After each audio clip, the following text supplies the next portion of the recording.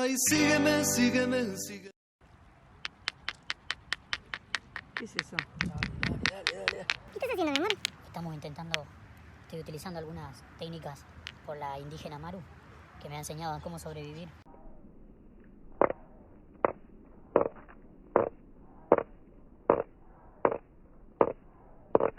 Estamos queriendo calentar el agua. ¿Pero vos decís que así va a prender? Sí, así. Vamos a hacer. Dale que prende.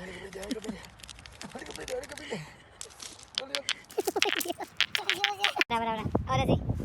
Os voy a enseñar cómo saber cuando estáis perdidos en una zona boscosa. ¿Una zona qué? Boscosa. Ah. Buscaremos la piedra más chata llamada Sapo. Síganme por acá. Esta.